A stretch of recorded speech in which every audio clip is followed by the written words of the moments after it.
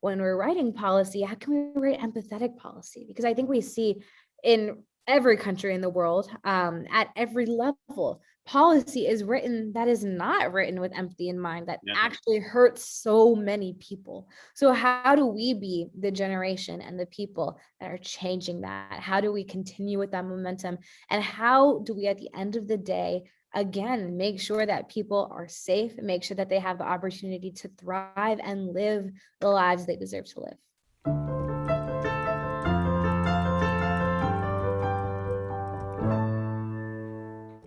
Welcome everyone to this episode of Different Boat, Same Storm, a video podcast that's all about kindling empathy amidst this pandemic. Today we're joined by an incredibly special guest. I know we interviewed a Harvard student in the past. This week we have another Harvard student, a really good friend of mine, Tarina Kaur Ahuja. Tarina, how are you doing today?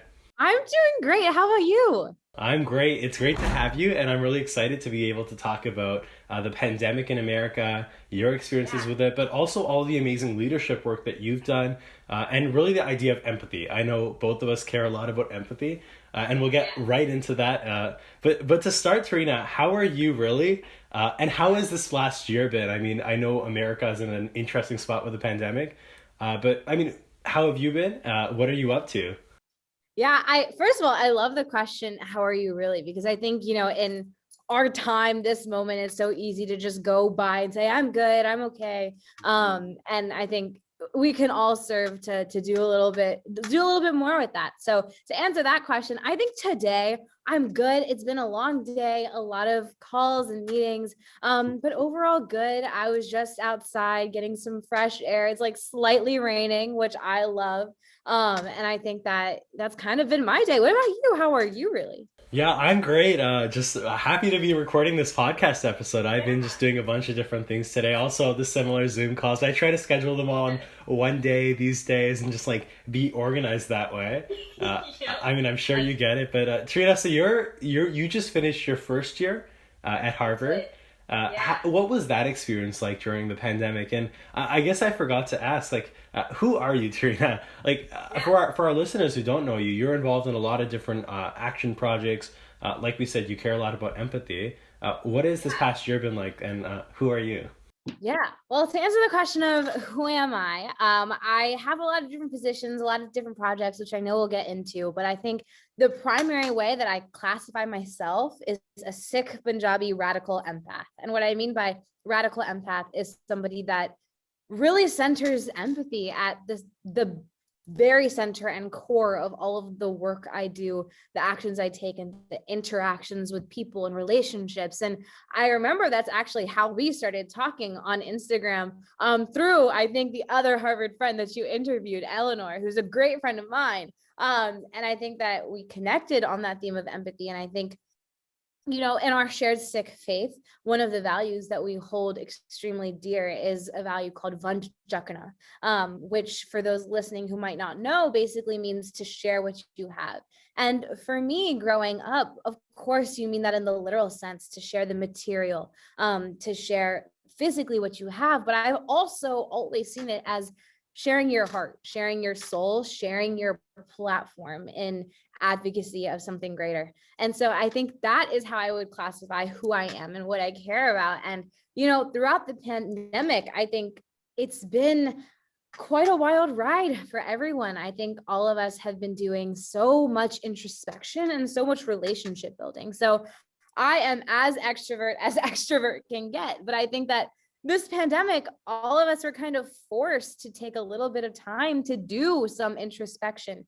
And it was hard. There was a lot of hard days, a lot of days that felt isolated, kind of felt like a tunnel where we weren't able to see the light at the end. But for me, whether it was finding new hobbies like getting to go on hikes or cooking masala chicken for the first time for my family, and finally learning how to make like really good jaw from my dad, like there's this sense of life was put on hold. So how do we figure out how to savor the life that we've been given? And kind of going back to Sikhi, I think that something that I held on to a lot, and obviously it's easier said than done, it's always a journey, but is this ideal of Jardikala, which means eternal optimism, which I think it's something that's so beautiful in learning how to take the pain and adversity and struggle, and how do we take that and say, you know what, we are going to keep on going. We are going to try to keep that eternal optimism, Absolutely.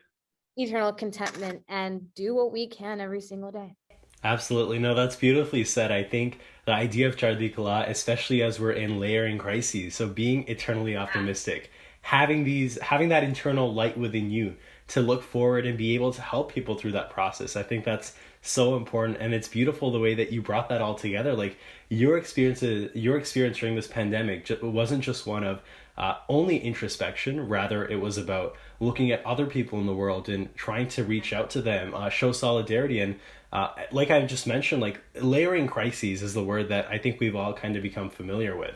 There have been multiple things going on beyond the pandemic, and we look across the world, racism and systemic racism has really been brought to the forefront. We look at the climate crisis that, I mean, is only beginning to scratch the surface of what public health efforts will really look like. And we look at the mental health crises around that. I mean, like, Tarina, as an individual, how do you navigate all those layering crises of our time? And again, as a young person, as a student, as a Sikh, you have these different identities. How do they all play a role in that navigation of this crazy world? That's a great question. And I'm going to turn it back on to you because I want to hear the answer from you as well. But I think that, there are so many layers to each of us. And a metaphor that I always love hearing is thinking of each of us as a mosaic. We are all pictures and images and creations that are made off of every other person and thing we've interacted with, no matter how small or big that role has played in our life. And I think navigating it, especially when you're thinking about layers of grief, layers of suffering, layers of pain, it's hard. So something that I point to for myself is, when the farmers' protests in India, Kisan protests, were happening, which is the largest protest in human history, where small and marginal farmers were advocating for these three ordinances to be done away with because they did so much to put them to the side. But it became a bigger movement about the rights of people, the rights of laborers, Absolutely. questions of caste. And at the same time that was happening in the States, you started to see an increase in anti-Sikh violence, anti-Asian violence, and of course, the continued layer of systemic racism. And I'm sure as a fellow empath, something that you can relate with is when things are happening around the world, it might not be directly affecting you, but it takes a mental and emotional toll because we tend to feel it so deeply. And I think that is something that I've had to very much think about in navigating it, because I think that there is very much such thing as activists burnout, as you're trying to mobilize and trying to organize, but not taking a second to understand the emotions that you have and prioritize, your mental health so you can continue fighting for others. So I think that something that so many of us are realizing within this time, within these layers of suffering, is that it is important to take care of yourself, because if you don't take care of yourself, you're not going to be able to continue these fights in solidarity with groups that have been marginalized. And that goes for everyone, because there is a level of trauma you experience by seeing your community suffer, whether it is halfway across the world or in your backyard. So I think that that's something that is very much part of my navigation. How do we use that empathy to also be empathetic towards everybody around us, be empathetic towards ourselves, and using that shared empathy to kind of go forward and think about how are we going to continue fighting. And I think something really important in understanding this shared and collective fight for justice is that while these layers exist, while there's so many different issues, while there's so many different struggles, they are connected. And I strongly believe that when we're thinking about justice, international justice is something that we need to be thinking about. So when we're looking at the protests in India, and when we're looking at movements here, racial justice movements for different immigrant groups, movements for so many different marginalized and oppressed groups, there are threads between them. And once we're able to amplify and support and stand in solidarity with each other is when we'll be able to move and shake the most. But I want to hear your answer. Yeah, I mean, I think you said it perfectly. Like, you need to make sure that you're burning yourself out in that process of trying to reach out to other people and be empathetic. And empathy is such a big word that I feel like a lot of people are using nowadays to talk about how you ought to communicate with other people, because it's not sympathy where you're kind of pitying other people. And it's not necessarily just compassion either, where you're kind of giving something to someone else, but it's about that true understanding of the roots of where someone's coming from. And empathy can be towards people that may be marginalized in society, but you can also offer empathy towards those that do have power and maybe the people that are doing the marginalizing. And I think that's another aspect of it that we can get into. Like, I love how deep into this conversation of activism we've already gotten into. I do have a question though, Tarina, based on what you just said. I mean, so often, especially as we're now on social media all day nowadays, we see different causes every single day from around the world. We see things like as an American, you might see things in Canada that probably won't affect your own life. And as a Canadian, I'll see things in America, but also see things in Asia and South Africa and Africa. Like, I said South Africa and Africa. I meant South America and Africa and like all these different places where you might actually not be able to relate to them. My question really is, where does it stop? Or maybe a better question is, where should it start? Like, how do you care about so many different causes at the same time and not get burnt out in that process, like you were saying? That is an incredible question, and something that I grapple with quite a bit. And I think the way that I see it is that it's really about listening, right? It's about stories. So I was reading this really great book by Jamil Zaki. I can't remember the exact name, but it's a book that focuses on kindness and looks at kindness and very much breaks down empathy. And one example that he was offering is that when we hear about issues from around the world, there's a tendency where, it's easy to brush over. And I think that that's being human, because all of us are trying to, grapple with what we're grappling with in our daily lives. And so it's hard. But when there was an image of somebody that was suffering, and he brought up this specific example, I can't remember what it is, but it was dealing with the Syrian refugee crisis, if I remember it correctly. Yeah. And when that image went viral, you saw massive streams of donations. You saw massive donations. And when you're thinking about the crisis in general, you might not get that support. But when you see the story of one person, one family, one individual, and their suffering, that's when our levels of empathy are literally shown to tick up. So what I often think about is, of course, we're all human beings. We have to protect our souls too, as we're trying to get through each and every day.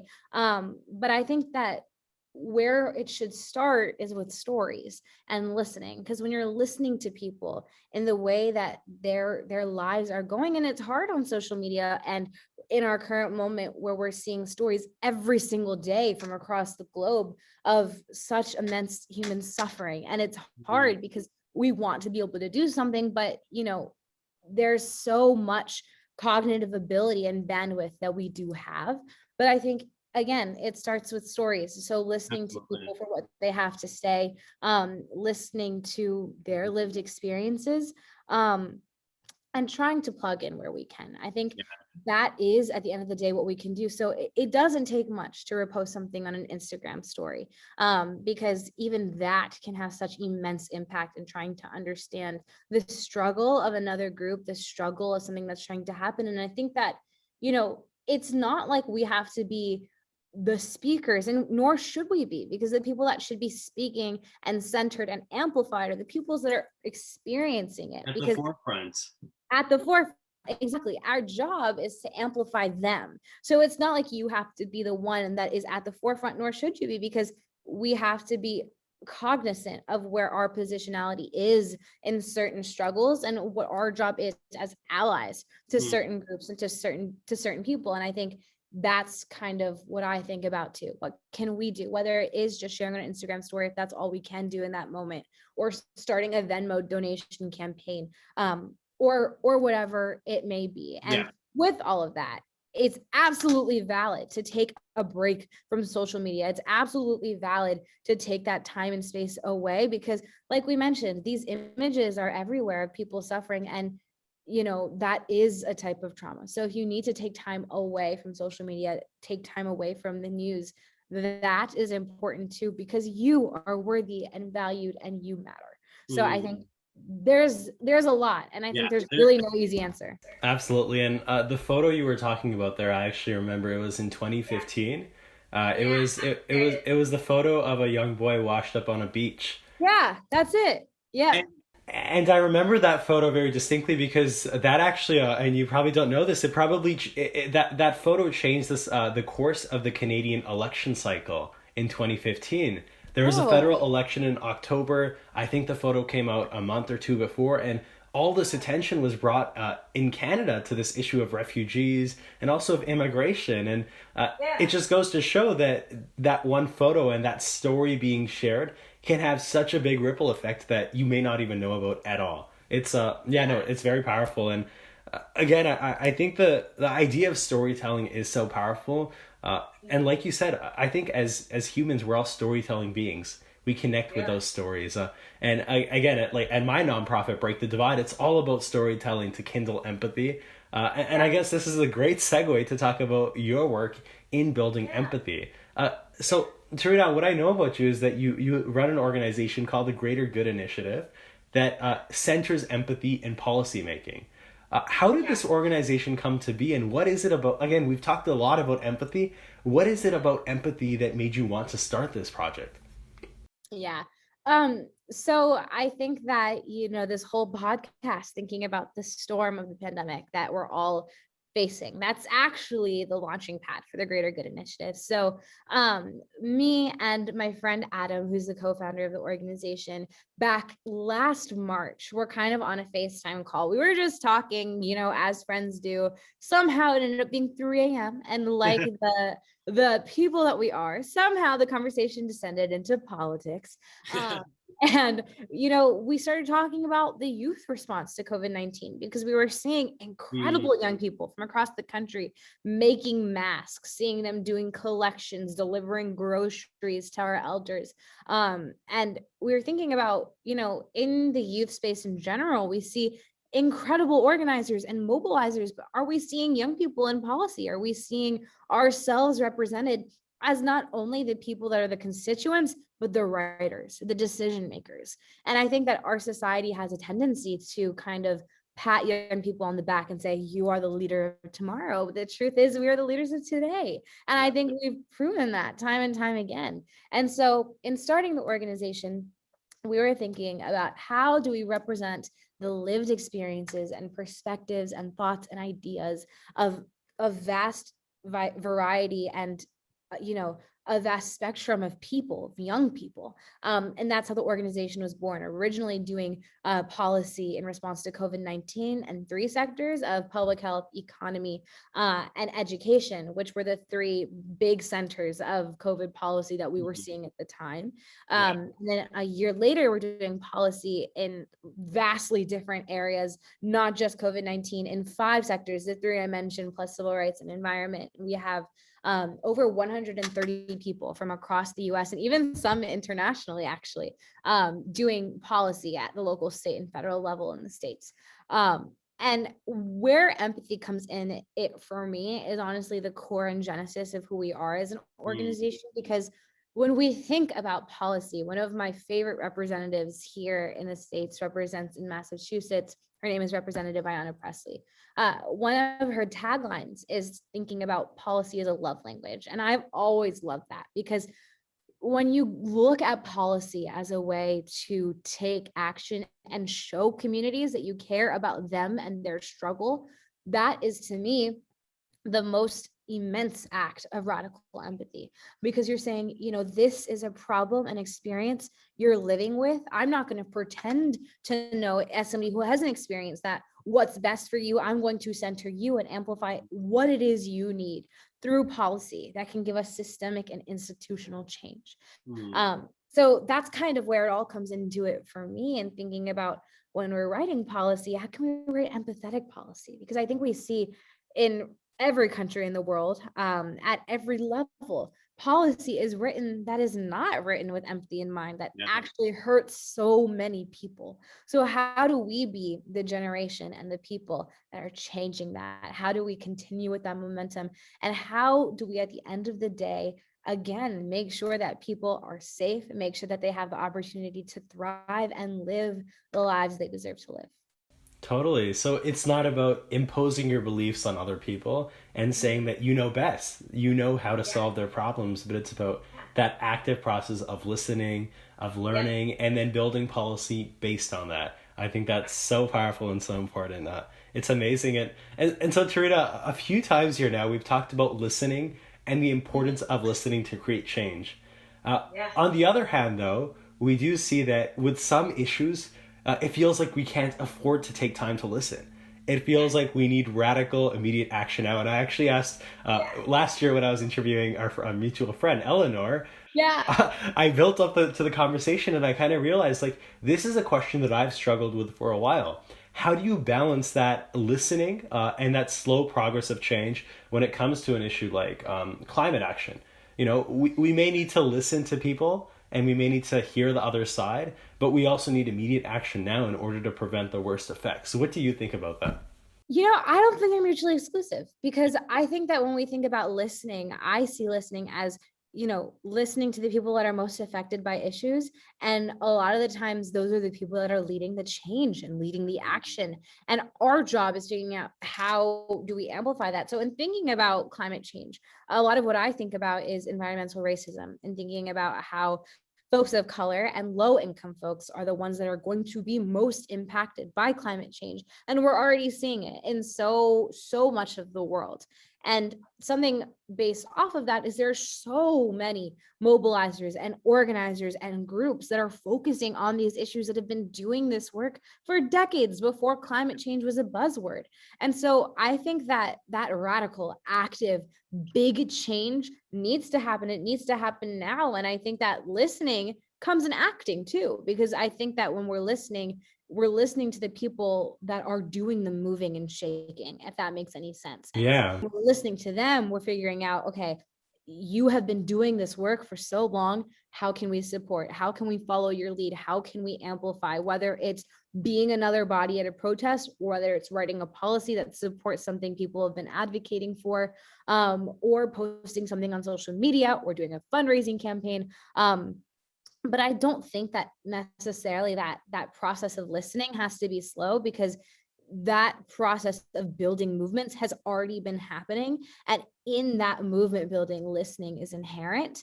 And it's listening for all of us to think about, where do we plug in to that movement? So I think that they're honestly hand in hand, and thinking about listening and acting and where those two come together. It's funny, Eleanor, when we talked last year, and everyone can check out that episode too. I think it was episode 5 of season 1. Eleanor actually had a very similar response, saying that they're not mutually exclusive. And I guess, they're not mutually exclusive in the way that you can listen and you can act, and you actually need to listen in order to act. And I think a means of creating change in the past is just to act without really listening. But by centering empathy around all of it, you are focusing on that listening in order to act. I think that's amazing. Yeah. What about you? I'd love to hear your thoughts. Oh, back at me. No, I love that. I mean, honestly, Trina, I feel the same way, that you need to listen in order to act. One thing, and I think to build on what I was saying earlier, like the struggle that I have at times is that when it comes to climate change and listening to people, absolutely, we need to listen to those that are disproportionately impacted. And those are often people of color, indigenous peoples, those who are connected to the land, women and children globally too. Like, those are the people that are experiencing the worst effects of climate change and will continue to. But my question is, the root of my question really stems from listening to people that we also don't agree with. So people who may not believe climate change is a threat, or people who may, and again, there's often some valid reasons, or that we can understand where these reasons are coming from, whether it's people's employment is tied to an industry that climate action actually threatens, and governments haven't put in enough infrastructure or effort into transitioning these people away from their jobs, or there's often bad faith actors that don't want climate action to happen. I guess to build on that, my view is that we need to listen to those that actually have genuine concerns. And I think we've seen that in the case of vaccine hesitancy. Telling people and yelling at them isn't the way to get them to actually get vaccinated. Whereas with these bad faith actors, that's where things need to change. I mean, bringing this new aspect of bad faith actors and people who you disagree with into this equation, what are your thoughts on the means of creating change? Yeah. So this is another thing that I've grappled with quite a bit. And I think that where it breaks down for me is two places: the question of we and the question of why. So what I mean by the question of we is, we talk about, we use the term we. Do we need to be listening? And how do we go about it? But I think that when we're thinking about change making is powerful when we have different avenues. So I think that there are activists and mobilizers who are focusing solely on getting that radical, imaginative, big change, institutional, systemic change happening. And that's their focus. They're not necessarily interested in talking to the other side, who might be doing a lot to undermine really important movements. But then you also have people who are putting in that time to talk to people who might be hesitant. And I think that both can exist at the same time. Two truths can exist at the same time. Okay. So I think that that's important to break down. And I think, some of us might be doing both, and some of us might be focusing on one area. They're not wrong. They're not invalid, but we need both to keep each other accountable, if that makes any sense. Because we can't risk the big change, but we also, there's a difference between, the people who have deep pockets and are trying to keep it that way, the bad faith actors, and the people who might be, living in areas where it is their livelihood. There's a difference between that too. And so thinking about, how do we break that down? How do we actually extend a hand and say, you know what, in this plan, we're making sure you have employment, making sure that your job is protected. And even if that is true in the policy, it hasn't been actively manifested in the way we're doing outreach to people, which is also a problem. So I think that making sure people understand that, their concerns are being heard and acted upon, that nobody wants them to be out of a job in that specific scenario, and thinking about, how are we framing this? How are we bringing people in on it? And I think something really important to think about is, a lot of times when people feel like somebody might be questioning their right to existence, I think, those individuals have no obligation to have to entertain that, because it's their life and livelihood. But, having the conversation of what leads me into the why does somebody believe what they believe? And again, nobody who's being victimized and being, the object of cruelty like this has any obligation to do this. But I think that if you are somebody that might be willing to have that conversation, thinking about, why does somebody believe what they believe? Did they grow up in an echo chamber that caused them to believe this in a certain way? And then again, you have parts of those people focusing on the why. How do we break down that why? How are we able to break down ignorance that might exist? How do we take it into something different? And so I guess the culmination of all of this is another quote that I'd heard, that basically goes something along the lines of being kind with people, but radically imaginative with institutions. So being ruthless in your actions to create institutional change, but being kind with people, if that makes any sense. I love that. That makes so much sense, and I know I really just love it all around. And as an individual, your place is to figure out, where do you fit? Do you care about, or not even do you care? It's about, are you best, or are you best fit for creating that radical change at an institutional level to improve our systems for everyone? Or do you want to engage in that process of like reaching out and extending that olive branch to the other side, if you put it that way? I love that so much. Yeah, for sure. And I think that, like, at the end of the day, we do all have a responsibility when thinking about these big issues like climate change, racial justice, immigration, to speak up and do our part and to take action for this international justice. But thinking about, within that, what's our place? How do we see ourselves in that mosaic of we? Yeah, absolutely.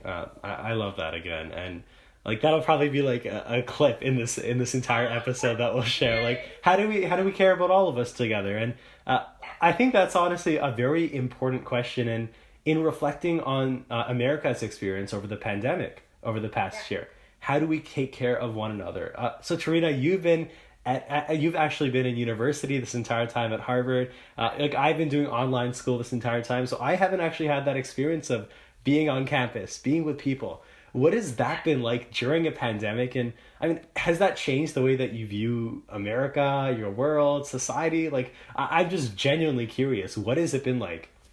Honestly, like taking away the world society, I think thinking about like honestly just seeing the way I see people, because I think that going to school within a pandemic, all of our classes were virtual, but we got to be in the same space. And obviously that's how I met Eleanor, and her and I became roommates in our apartment in the spring. We became super close. But I think the way I see people is, you know, a culmination of desires and of passions, because I think all of us at the end of the day, we deserve to be happy. We deserve to know that we're worthy and valued and safe, and also to be able to know that we're doing something that's meaningful to us. And so I think that for college students around the world, this has been probably one of the hardest, if not the hardest times of our lives, and thinking about, you know, balancing school, because there was a point in the pandemic where, you know, when it was first starting, early pandemic, where there was a lot of understanding around like, oh, assignments, et cetera. But as we got to a certain point, you know, we were expected to do all of the same things that we had to do in a non-normal year, just virtually, and then experiencing such intense Zoom fatigue of being on a computer from 9 a.m. to 11 p.m. Like that's not normal, but that's something that all of us had to do. And at the same time, struggling with international layers of grief in our own communities and other communities, at the same time having to continue to think about our academic career, our actual career, where do we go from here, at the same time balancing extracurriculars, and at the same time coming up with relationships and trying to be a college student and understanding like creating friendships and having meaningful relationships with people. So I think It's a that lot. and I think that oftentimes thinking about like specifically people that are our age, our generation, what we've had to go through, it's important to acknowledge that. It's important to acknowledge that, you know, this is the time where people say is the coming of age time. And so much of it we did lose. And that is a reality that's true for some of us. And at a certain point, we do have to sit in that, because I think that when it was happening at the beginning of the pandemic, for me and a lot of my peers, losing graduation and then losing a normal start to college, you kind of have to just keep going, keep chugging along. So like taking a second to sit in that grief of something that we lost. And of course, there were so many things that were gained in the process. And you know, life and our world today is a culmination of what has happened in the last year, but you're allowed to allow yourself that space and those emotions. And so that's all to say that the way I see people now is that you just have to be so understanding of what somebody might be going through. And I think we hear it as a Hallmark greeting card tagline, but thinking about be kind because you never know what somebody's going through. But I think that this has amplified that to another level, and thinking about we have to be intentional with how we reach out to people, and we also have to be intentional about how we care for people. We also have to be intentional about how we care for ourselves. So all of that to culminate into this idea of just like seeing people as human beings, and that we have to give each other a little bit of grace. Yeah, and over the past year at college, in the pandemic, you've seen that it's more than just like, oh, people have assignments. It's also that emotional toll. It's that physical toll. It's like all of it together, and that adds up. And the point you're making is like, you don't know. You don't know what someone is going through behind the curtain in front of them. That's so true. And it's such an important reminder too. Yeah, and it's something that I know that you at Break the Divide and just all of the work that you do, as well as your brother, do so much advocacy for mental health. And I think that that's another thing that we've seen in the pandemic that is just beyond important to understand that, you know, every single person deserves to be able to check up on their own mental health and understand that you might need a break, and that's okay. You might need to be able to confide in your friends and ask for when you need help. And I think more and more people within this time have been starting to understand and feel all of that. Absolutely. I love talking and I love reflecting on this. And now, Tarina, you're at this point in your life, and I guess America as a whole is at this point where you're kind of transitioning out of this pandemic phase. So, for context, I'm here at home. I've gotten my first dose of my vaccine, and I got it I think a month and a half ago. But my second dose was initially scheduled for 4 months after. And so everyone in Canada, actually, their second doses were scheduled for 4 months after the first dose.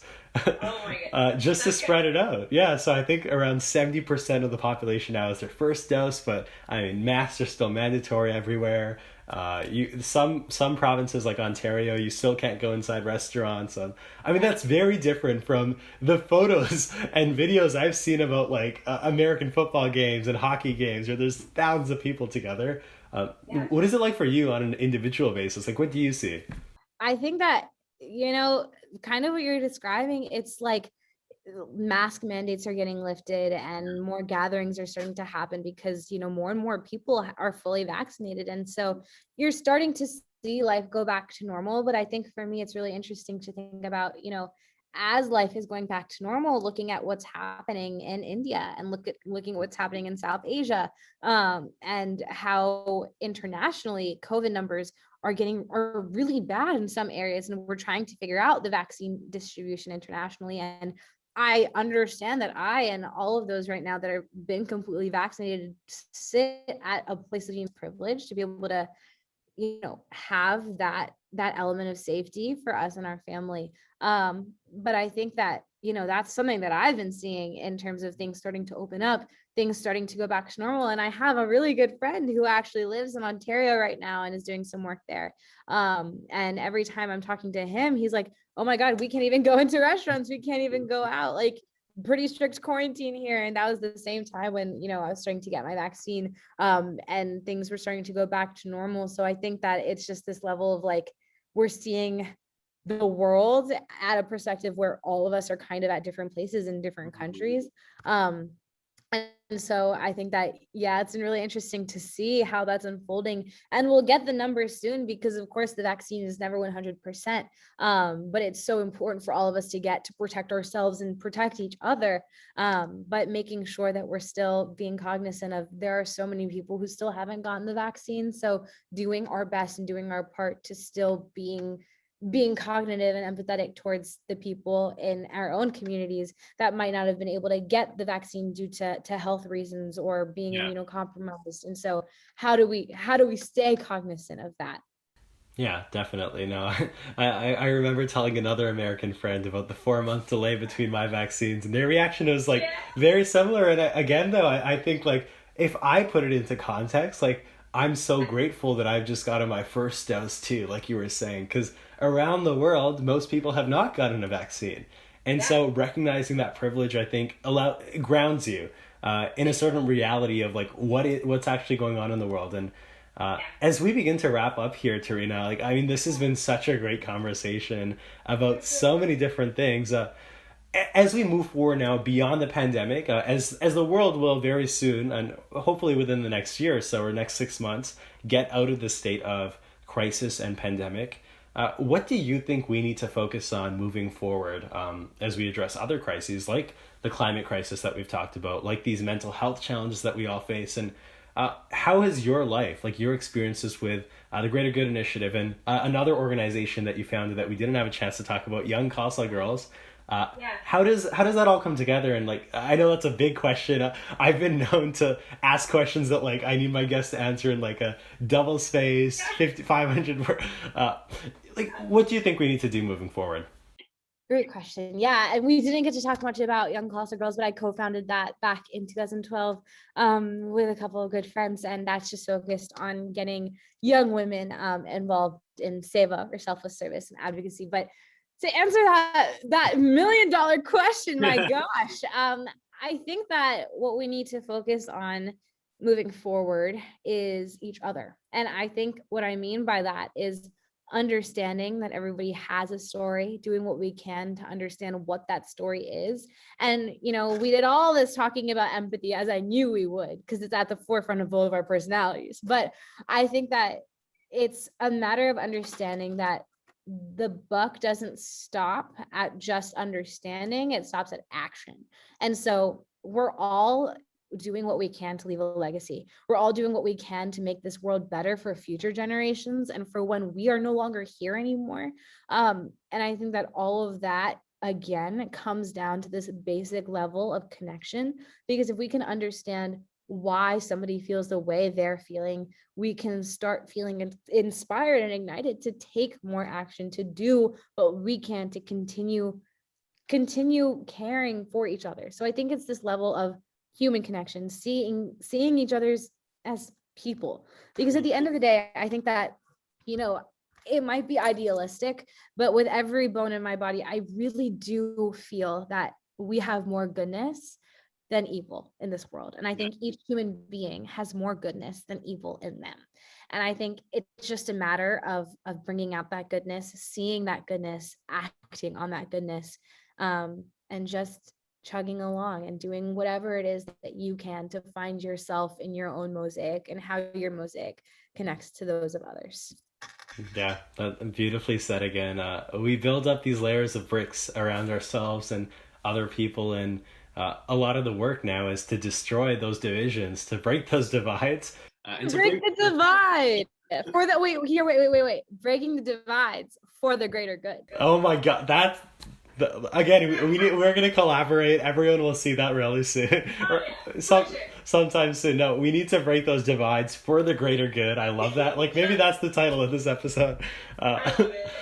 And by doing so, we become more connected. And I guess to really end here, Tarina, what do you think that does for the individual? Because again, we've talked a lot about the collective good and how we all feel as a people. If I'm someone here who is not doing so well and I don't care about like action and I don't care about empathy because my life's so busy and so stressful that I don't have the capacity to, what good does it do for me to be empathetic, to understand other people and take action? That seems like a lot of work. You know what? You're right. But I think that at the end of the day, when we look at what empathy is and what connection is, it's kind of thinking about, how do we be there for our neighbors? How do we be there for our fellow human beings? And what does that do for the individual? I mean, there are like hard data driven studies that say that when we are, doing stuff to be there for other people in our life and to be in other communities, it does actually improve our actual health and emotional well-being. Fun fact. But I think that another thing that it does for the individual is kind of, I think of it as filling our cups, right? So we have to be cognizant of understanding what we already have to give. And, if we're in the process of surviving, of trying to support your family, of trying to keep going, it is completely valid to be focusing on that. Yeah. But I think understanding what in our cup do we have to give, and how can we understand that building this empathy from an institutional standpoint is actually beneficial to all of us, because it is the collective good, but it's also, understanding that we're building something better for us and for our loved ones and for the people that come after us. But it's also this idea of just, at the end of the day, being there for our fellow human beings, because it's easy to be so detached from people that might be across the world. And again, we talked about that so much. It is hard. But at the end of the day, we are all human, and coming together in whatever way you can, in whatever way that change looks for you. It can be small, it can be big, it can be whatever feeds your soul. But I want to flip that on you as well, though, to end the podcast. What's your thought? What does it do for the individual? To add to what you said, we're all connected. And I think even at a spiritual level, that feeling of giving back leaves you feeling content, feeling good for yourself. And I like you said, I think that like fills your cup, and that fills your soul. I think that's just a beautiful way to end this podcast. Tarina, thank you so much for this conversation. We've talked about everything from your amazing work through your organizations, the ways that you're building empathy. Thank you. Yes. And the ways that together, I think we're building a more inclusive society, one that cares for the marginalized and one that puts their voices at the forefront of decision making. We've also talked a lot about the state of the world. Like, how do we care about other people? How do we engage in activism? How do we become better people in that process? And as always, an amazing discussion about the pandemic and what that's been like, the differences around the world, how I'm waiting maybe another 2 or 3 months for my vaccine. It's just been such a pleasure having you here. Thank you so much. Of course. Thank you for having me. This has been just so beautiful, a beautiful connecting of souls. Wonderful. So this has been our episode of Different Boat, Same Storm. We'll be back at another time, different guests, different boat, same storm.